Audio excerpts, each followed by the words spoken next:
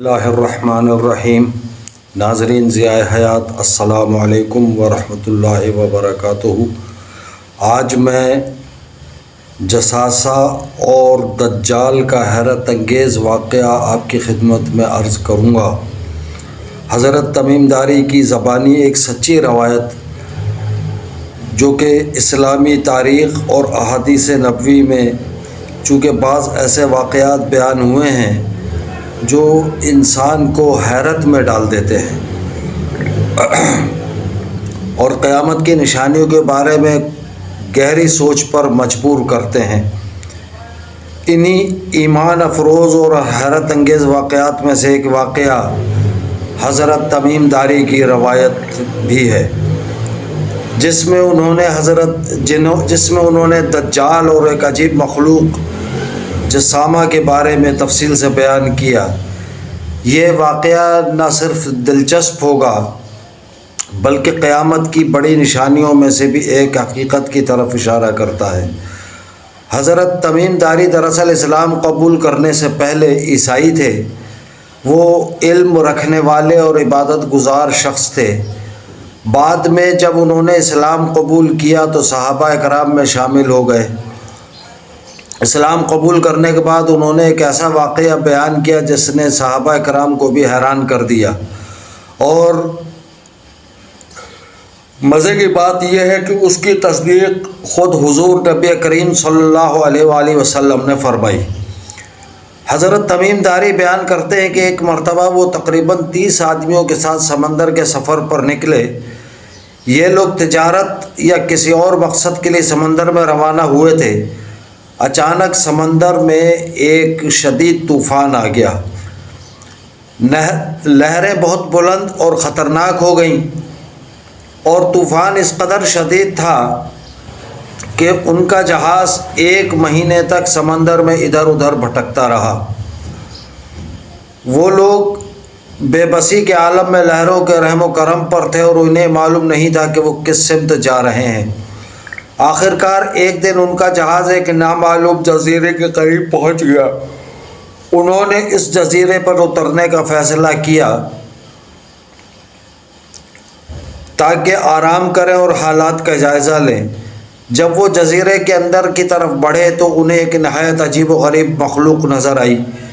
اس مخلوق کا پورا جسم گھنے بالوں سے ڈھکا ہوا تھا۔ اس قدر بال تھے کہ یہ پہچاننا مشکل تھا کہ اس کا اگلا حصہ کون سا ہے اور پچھلا کون سا۔ جب انہوں نے اس مخلوق کو دیکھا تو حیران ہو گئے، لیکن اس سے بھی زیادہ حیرت اس وقت ہوئی جب وہ مخلوق بولنے لگی۔ انہوں نے اس سے پوچھا کہ تم کون ہو؟ مخلوق نے جواب دیا کہ میں جساسہ ہوں۔ عربی زبان میں جساسہ کا مطلب ہے بہت زیادہ جاسوسی کرنے والا، یعنی ایسی مخلوق جو خبریں جمع کرتی اور دوسروں تک پہنچاتی ہے۔ جساسہ نے ان لوگوں کو بتایا کہ اس جزیرے میں ایک عمارت یا گرجا موجود ہے اور اس میں ایک شخص قید ہے جو تمہاری خبر سننے کے لیے بے چین ہے۔ جب یہ بات انہوں نے سنی تو انہیں خوف بھی محسوس ہوا اور تجسس بھی پیدا ہوا۔ چنانچہ وہ سب لوگ اس عمارت کی طرف روانہ ہو گئے۔ جب وہ عمارت کے اندر داخل ہوئے تو انہوں نے ایک نہایت ہی خوفناک اور حیران کن منظر دیکھا۔ وہاں ایک بہت بڑا آدمی موجود تھا۔ اس کا جسم غیر معمولی طور پر بہت بڑا اور طاقتور دکھائی دیتا تھا۔ اس کے ہاتھ گردن کے ساتھ مضبوطی سے بندھے ہوئے تھے اور اس کے ٹخنے بھاری زنجیروں میں جکڑے ہوئے تھے۔ ایسا معلوم ہوتا تھا کہ اسے سختی سے قید کیا گیا ہے۔ اس شخص نے ان لوگوں کو دیکھتے ہی سوال کرنا شروع کر دیے۔ اس نے سب سے پہلے فلسطین کے علاقے بیسان کے کھجوروں کے بارے میں پوچھا کہ کیا وہاں کے کھجوروں کے درخت اب بھی پھل دیتے ہیں یا نہیں۔ پھر اس نے بحیرہ تبریہ یعنی جھیل تبریہ کے پانی کے بارے میں سوال کیا کہ کیا اس میں پانی باقی ہے۔ اس کے بعد اس نے ایک نہایت ہی اہم سوال کیا کہ کیا نبی امی کا کیا حال ہے، کیا وہ مکہ سے ہجرت کر کے نکل آئے ہیں۔ حضرت تمیم داری اور ان کے ساتھیوں نے اس کے سوالات کے جواب دیے اور بتایا کہ نبی کریم مکہ سے ہجرت کر کے مدینہ منورہ میں تشریف لا چکے ہیں اور بہت سے لوگ ان کی پیروی اور اطاعت کر رہے ہیں۔ جب اس شخص نے یہ بات سنی تو اس نے کہا کہ لوگوں کے لیے بہتر یہی ہے کہ وہ اس نبی کی اطاعت کریں۔ اس کے بعد اس نے ایک حیران کن بات کہی۔ اس نے بتایا کہ وہ دراصل مسیح دجال ہے اور وہ یہاں قید ہے، لیکن ایک وقت آئے گا جب اسے باہر آنے کی اجازت مل جائے گی۔ جب اسے رہائی ملے گی تو وہ زمین میں 40 دن تک گھومے گا اور لوگوں کو آزمائش میں ڈالے گا۔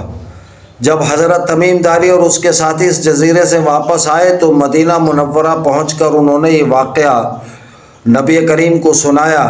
جب نبی کریم صلی اللہ علیہ وآلہ وسلم نے یہ بات سنی تو آپ ممبر پر تشریف لائے اور لوگوں کو جمع کر کے فرمایا کہ تمیم داری نے جو واقعہ بیان کیا ہے وہ بالکل اسی بات کی تصدیق کرتا ہے جو میں تمہیں دجال کے بارے میں بتاتا ہوں۔ اس حدیث سے کئی حقیقتیں معلوم ہوتی ہیں، یعنی یہ کہ جساسہ ایک ایسی مخلوق ہے جو دجال کی خبرگیری کرتی ہے اور اس کے لیے معلومات جمع کرتی ہے۔ دوسری یہ کہ دجال اس وقت زمین پر آزاد نہیں بلکہ کسی جزیرے میں قید ہے۔ تیسری یہ کہ قیامت سے پہلے ایک وقت آئے گا جب اسے رہائی ملے گی اور وہ دنیا میں ظاہر ہوگا۔ اس وقت ایمان والوں کے لیے ایک بہت بڑی آزمائش ہوگی۔ یہ واقعہ ہمیں اس بات کی یاد دہانی بھی کرواتا ہے کہ قیامت کی نشانیاں بالکل سچی ہیں اور وہ وقت ضرور آئے گا جب یہ سب واقعات پیش آئیں گے جو کہ نبی کریم صلی اللہ علیہ وآلہ وسلم نے ہمیں بتائے۔ اب ضرورت اس بات کی ہے کہ جب یہ سب واقعات پیش آئیں گے اس سے مسلمان کو چاہیے کہ وہ اپنے ایمان کو مضبوط کرے، نبی کریم کی تعلیمات پر عمل کرے اور فتنوں کے دور میں حق پر قائم رہنے کی دعا کرتا رہے۔ تو جناب یہ آج ایک چھوٹا سا واقعہ ہے، بظاہر وقت کے اعتبار سے چھوٹا ہے لیکن بہت اہمیت کا حامل ہے اور بہت بڑا واقعہ ہے۔ امید ہے کہ آپ کو آج کا یہ واقعہ پسند آیا ہوگا، اور اگر آپ کو آج کا یہ ولاگ یا یہ واقعہ اچھا لگا ہو تو دعا کریں کہ اللہ تعالی ہم سب کو نیک اعمال کرنے، نیکی پر عمل کرنے اور حضور صلی اللہ علیہ وسلم کے اطاعت اور فرما بردار رہنے کی توفیق عطا فرمائے۔